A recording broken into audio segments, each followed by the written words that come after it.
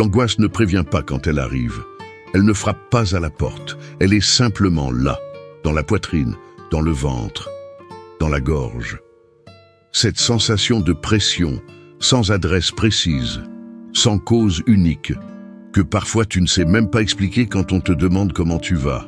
Comme si l'air devenait plus lourd, comme si l'espace en toi se resserrait, comme si tout continuait à tourner autour de toi, alors qu'en toi, quelque chose est comprimé, pressé, presque étouffé.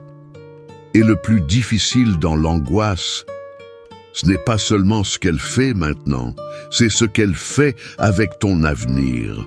Elle déforme, elle prend des situations réelles et projette des scénarios plus sombres. Elle transforme ce qui pourrait arriver en ce qui va arriver. Et peu à peu, elle nourrit une pression intérieure que tu ne sais pas d'où elle vient. Mais elle est là, elle pèse, elle serre, elle rend tout plus lourd, plus difficile que cela ne devrait l'être. Avant d'entrer dans cette prière, il faut que tu entendes ceci. L'angoisse que tu ressens n'est pas un signe de faiblesse spirituelle.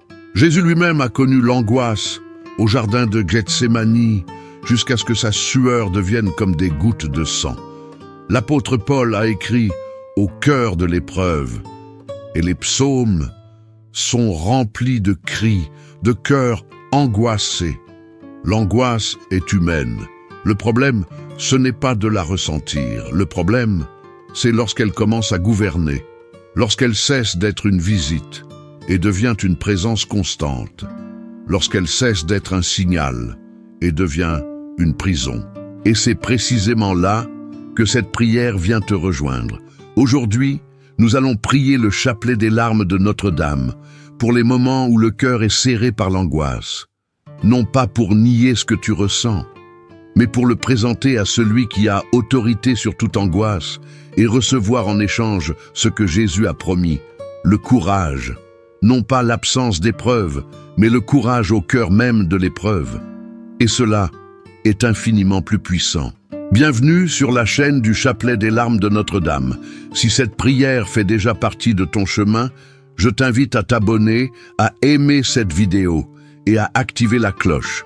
Parce qu'en ce moment même, quelqu'un porte une angoisse silencieuse et n'a pas encore trouvé cet espace pour respirer.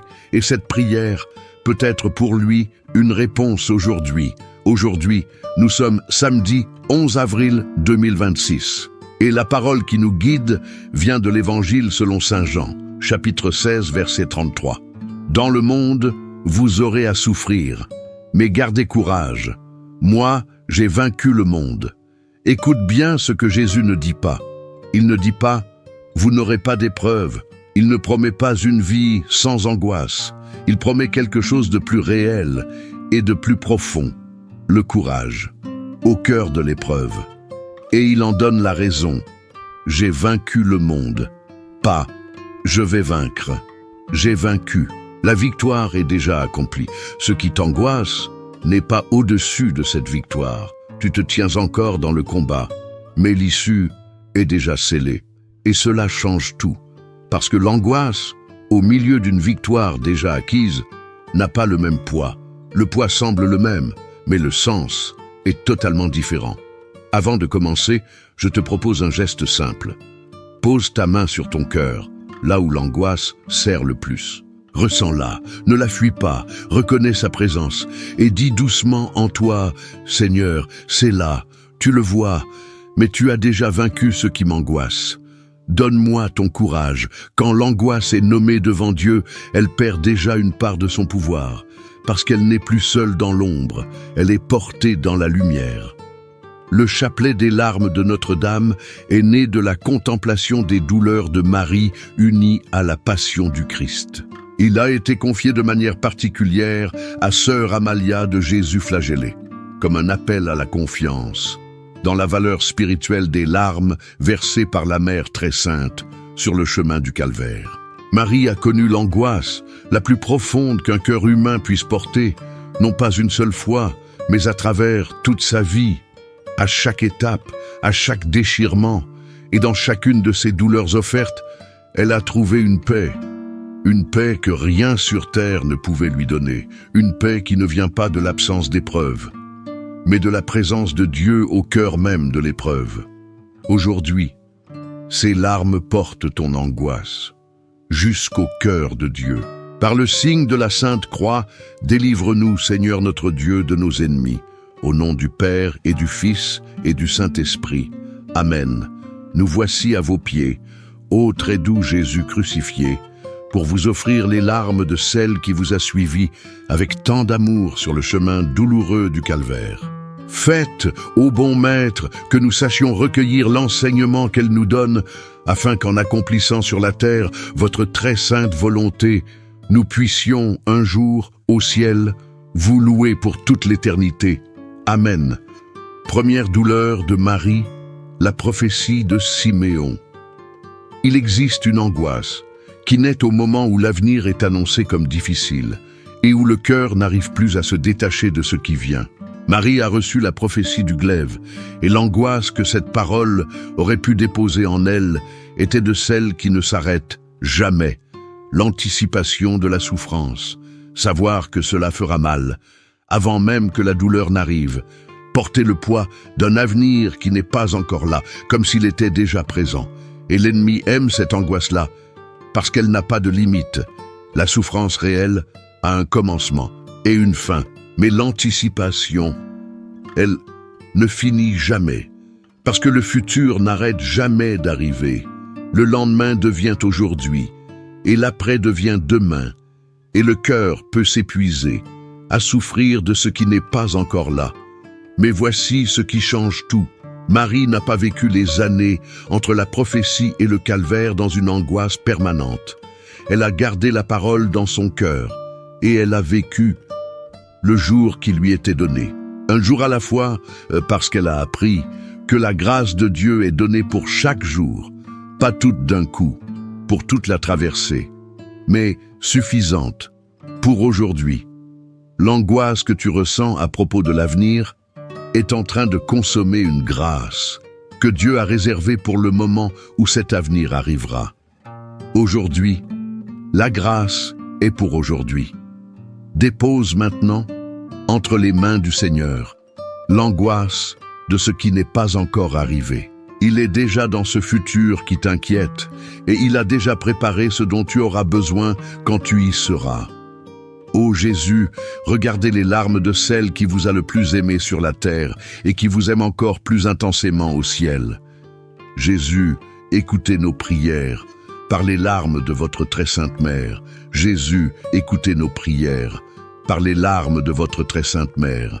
Jésus, écoutez nos prières par les larmes de votre très sainte mère. Jésus, écoutez nos prières par les larmes de votre très sainte mère. Jésus, écoutez nos prières par les larmes de votre très sainte mère. Jésus, écoutez nos prières par les larmes de votre très sainte mère. Jésus, écoutez nos prières par les larmes de votre très sainte mère.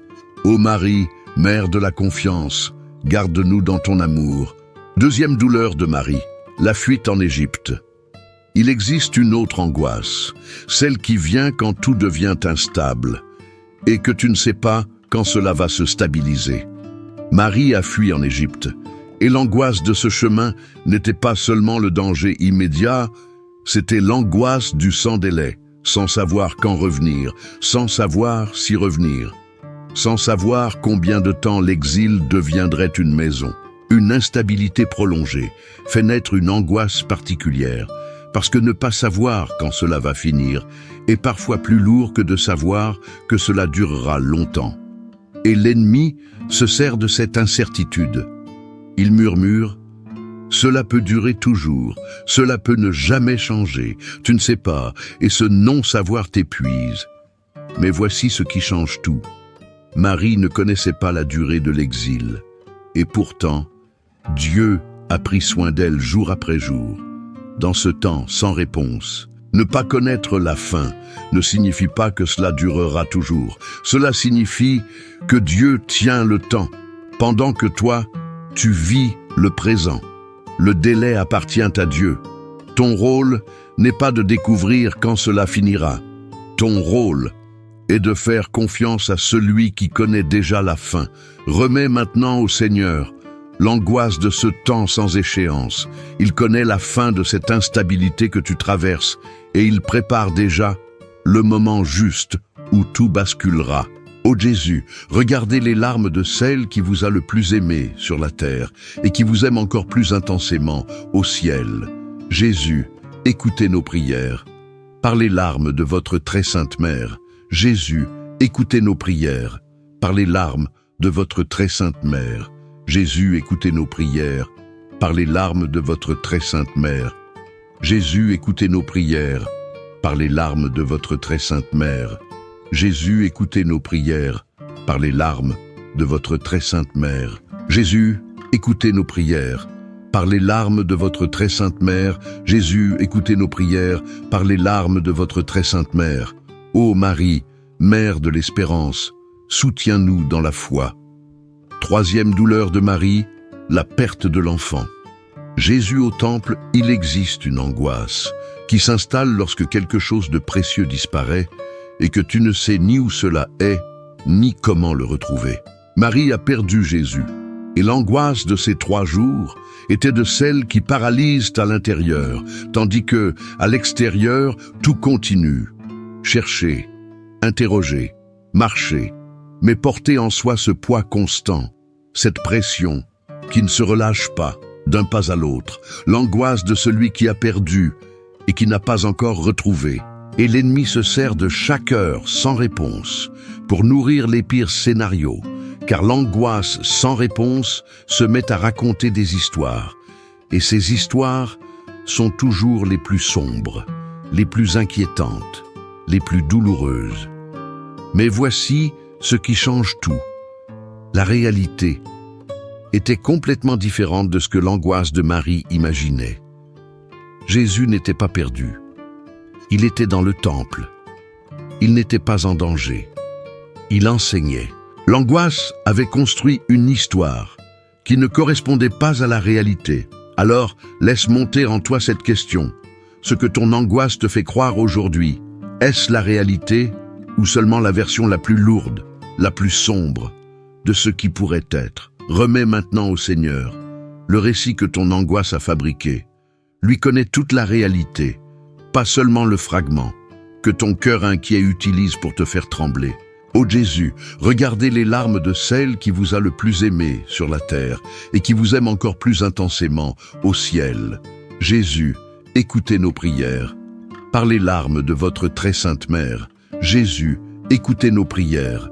Par les larmes de votre très sainte mère. Jésus, écoutez nos prières.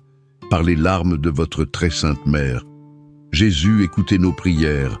Par les larmes de votre très sainte mère. Jésus, écoutez nos prières. Par les larmes de votre très sainte mère. Jésus, écoutez nos prières. Par les larmes de votre très sainte mère. Jésus, écoutez nos prières. Par les larmes de votre très sainte mère. Ô Marie, Mère du silence, apprends-nous à faire confiance. Quatrième douleur de Marie, la rencontre avec Jésus sur le chemin du calvaire. Il existe une angoisse qui naît lorsque tu vois souffrir ce que tu aimes et que tu ne peux rien faire pour changer ce qui arrive. Marie a rencontré Jésus sur le chemin du calvaire et l'angoisse de cet instant était l'une des plus profondes. Voir la souffrance en temps réel et rester là, les mains ouvertes, sans pouvoir intervenir, sans pouvoir arrêter, seulement aimer et porter dans le silence le poids de ce moment. Et l'ennemi utilise cette impuissance pour transformer l'angoisse en désespoir. Il murmure « Tu vois, et tu ne peux rien faire, c'est la pire douleur. » Mais Marie n'a pas fui, elle n'a pas sombré. Elle est restée présente. Et cette présence nous enseigne quelque chose de précieux. Quand tu ne peux pas changer ce qui se passe, ta présence a encore un poids immense. Elle ne transforme peut-être pas la situation, mais elle allège le cœur de celui qui la traverse. Jésus a vu Marie, et ce regard, dans cet instant, avait un poids que personne ne pouvait mesurer. Parfois, ce que tu crois être de l'impuissance est en réalité ce qui t'est demandé. Être là, prier, intercéder, aimer, même dans le silence, car ce sont des actions que l'angoisse ne reconnaît pas, mais que Dieu accueille avec une force immense. Remets maintenant au Seigneur l'angoisse de voir et de ne pas pouvoir changer. Ton intercession agit là où tes yeux ne peuvent pas encore voir. Ô Jésus, regardez les larmes de celle qui vous a le plus aimé sur la terre et qui vous aime encore plus intensément au ciel. Jésus, écoutez nos prières par les larmes de votre très sainte mère. Jésus, écoutez nos prières par les larmes de votre très sainte mère.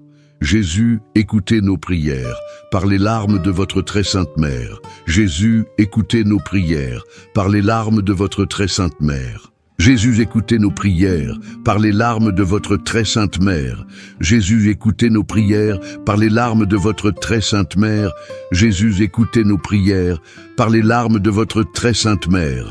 Ô Marie, mère de la fidélité, demeure avec nous. 5e douleur de Marie, la crucifixion et la mort de Jésus. L'angoisse la plus totale et le courage le plus inattendu. Marie est restée debout, tandis que Jésus mourait. Et l'angoisse de cet instant était absolue, sans issue, sans solution, sans horizon visible. Tout semblait fermé. La pression était à son comble. Et pourtant, elle ne s'est pas effondrée. Non pas parce qu'elle ne ressentait rien, mais parce qu'il y avait en elle quelque chose que l'ennemi ne pouvait pas atteindre. Une certitude, peut-être fragile, mais réelle, que cela ne pouvait pas être la fin, pas la vraie fin, pas avec ce Dieu-là. Et voici ce qui change tout. Jésus avait dit « J'ai vaincu le monde ».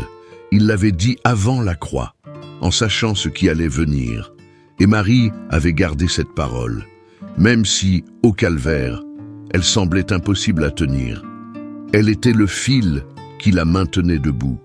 L'angoisse que tu ressens aujourd'hui se tient à l'intérieur d'une victoire déjà accomplie. Jésus a vaincu, avant même que ton angoisse ne commence. Cela n'enlève pas le poids, mais cela change le lieu où ce poids existe. Remets maintenant au Seigneur l'angoisse la plus profonde que tu portes. Elle existe dans une victoire, et non en dehors d'elle. Ô Jésus, regardez les larmes de celle qui vous a le plus aimé sur la terre et qui vous aime encore plus intensément au ciel. Jésus, écoutez nos prières par les larmes de votre très sainte mère. Jésus, écoutez nos prières par les larmes de votre très sainte mère. Jésus, écoutez nos prières par les larmes de votre très sainte mère. Jésus, écoutez nos prières par les larmes de votre très sainte mère. Jésus, écoutez nos prières par les larmes de votre très sainte mère. Jésus, écoutez nos prières par les larmes de votre très sainte mère. Jésus, écoutez nos prières par les larmes de votre très sainte mère. Ô Marie, mère de l'abandon, accueille-nous dans ton silence. 6e douleur de Marie, Jésus descendu de la croix et remis à sa mère. Il existe une angoisse qui vient lorsque tu portes dans tes bras le poids de tout ce qui s'est brisé et que tu ne sais pas comment le déposer.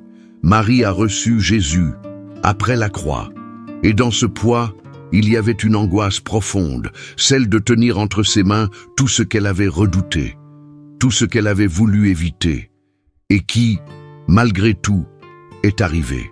Ce n'est plus l'angoisse du futur, c'est celle du présent, concret, lourd, inévitable. Et l'ennemi murmure, c'est là, dans tes bras. Tu ne peux pas nier, tu ne peux pas fuir. Et c'est vrai, Marie n'a pas fui. Elle a porté, elle a ressenti, elle a traversé ce poids. Puis, elle a remis, non pas parce qu'elle abandonnait, mais parce qu'elle avait compris qu'il existe un moment où porter cesse d'être amour et devient un fardeau inutile, et que remettre entre les mains de Dieu est l'acte le plus courageux qui soit. L'angoisse que tu portes aujourd'hui, elle aussi, a son moment de remise, non pas un abandon, mais un acte de confiance. Cela ne changera pas ce qui est arrivé, mais cela enlèvera le poids que tu continues à porter, au-delà de ce qui t'est demandé. Remets maintenant au Seigneur ce qui est dans tes bras, ce qui est trop lourd pour être porté seul. Ô Jésus, regardez les larmes de celle qui vous a le plus aimé sur la terre et qui vous aime encore plus intensément au ciel. Jésus, écoutez nos prières. Par les larmes de votre très sainte mère. Jésus, écoutez nos prières. Par les larmes de votre très sainte mère. Jésus, écoutez nos prières. Par les larmes de votre très sainte mère. Jésus, écoutez nos prières. Par les larmes de votre très sainte mère. Jésus, écoutez nos prières. Par les larmes de votre très sainte mère. Jésus, écoutez nos prières. Par les larmes de votre très sainte mère. Jésus, écoutez nos prières. Par les larmes de votre très sainte mère. Ô Marie, mère de la persévérance, reste avec nous. 7e douleur de Marie, la mise au tombeau de Jésus. Il existe une angoisse, plus silencieuse, plus diffuse, celle du tombeau fermé, quand tout a été fait et que pourtant le poids demeure. Marie est restée devant le tombeau et l'angoisse n'avait pas disparu. Elle avait changé de forme. Ce n'était plus l'angoisse vive du calvaire, c'était l'angoisse du silence, du lendemain, cette lourdeur intérieure, quand tout semble continuer dehors. Alors que, dedans, tout a changé. Et l'ennemi aime cette angoisse, parce qu'elle est difficile à nommer. Elle n'a pas de visage clair, pas de point précis, juste un poids, diffus, qui habite le cœur. Mais Marie est restée dans le silence, avec cette angoisse sans nom, et elle a fait confiance à un Dieu qui connaissait son cœur, mieux qu'elle-même ne pouvait l'exprimer. Et voici ce qui vient accomplir cette prière. Tu n'as pas besoin de savoir expliquer ton angoisse pour la remettre à Dieu. Il la connaît entièrement, même les parties que tu ne sais pas dire, même les zones que tu ne comprends pas toi-même. Dans le monde, vous aurez à souffrir, mais gardez courage. Moi j'ai vaincu le monde. Remets maintenant au Seigneur cette angoisse sans nom. Il connaît chaque endroit où ton cœur se serre, même ceux que tu ne sais pas nommer. Ô Jésus, regardez les larmes de celle qui vous a le plus aimé sur la terre et qui vous aime encore plus intensément au ciel. Jésus, écoutez nos prières par les larmes de votre très sainte mère. Jésus, écoutez nos prières par les larmes de votre très sainte mère. Jésus, écoutez nos prières par les larmes de votre très sainte mère. Jésus, écoutez nos prières par les larmes de votre très sainte mère. Jésus, écoutez nos prières par les larmes de votre très sainte mère. Jésus, écoutez nos prières par les larmes de votre très sainte mère. Jésus, écoutez nos prières par les larmes de votre très sainte mère. Ô Marie, mère de la confiance silencieuse, garde-nous près de toi. Cette douleur contemplée, cette offrande déposée, maintenant, dans le silence du cœur, nous répétons 3 fois la prière qui résume tout. Le regard de Jésus, posé sur les larmes de sa mère, et à travers ces larmes, notre supplication atteint ce que nos mots seuls ne peuvent atteindre. Ô Jésus, regardez les larmes de celle qui vous a le plus aimé sur la terre, et qui vous aime encore plus intensément au ciel. Ô Jésus, regardez les larmes de celle qui vous a le plus aimé sur la terre, et qui vous aime encore plus intensément au ciel. Ô Jésus, regardez les larmes de celle qui vous a le plus aimé sur la terre, et qui vous aime encore plus intensément au ciel. Vierge très sainte, Mère des douleurs, nous vous supplions d'unir vos prières aux nôtres, afin que Jésus, votre divin Fils, à qui nous nous adressons au nom de vos larmes de mère, accueille nos supplications et nous accorde, avec les grâces que nous désirons, la couronne de la vie éternelle. Amen, par votre douceur divine. Ô Jésus enchaîné, sauvez le monde de l'erreur qui le menace. Ô Vierge très douloureuse, que vos larmes renversent les ténèbres. Au nom du Père, et du Fils, et du Saint-Esprit. Amen. Le poids que tu portais en entrant ici, est-il encore le même? Ou a-t-il changé? Même un peu. Il n'a pas besoin d'avoir disparu. Il suffit qu'il soit différent, moins lourd, plus reconnu, moins solitaire. car une angoisse confiée à Dieu ne disparaît pas toujours immédiatement, mais elle change de nature. Elle cesse d'être un poids porté seul dans l'obscurité et devient quelque chose déposé dans les mains de celui qui a autorité sur tout. Gardez courage. Ce n'est pas « ne ressentez plus », ce n'est pas « ignorez », c'est « choisissez le courage », même au cœur de l'angoisse, car le courage ne vient pas de l'absence d'épreuve, mais de la certitude de celui qui a déjà vaincu. La prochaine fois, quand ce poids reviendra, fais ce geste, pose ta main sur ton cœur et dis simplement « Seigneur, c'est là, tu le sais, mais tu as déjà vaincu ce qui m'angoisse. Donne-moi ton courage. Cela suffit. Le reste est l'œuvre de Dieu. Si quelqu'un que tu connais porte en silence une angoisse, partage-lui cette prière. Qu'il trouve lui aussi un lieu pour respirer. Va en paix, avec le courage que Jésus donne, celui qui ne dépend pas des circonstances, mais de celui qui a déjà tout vaincu.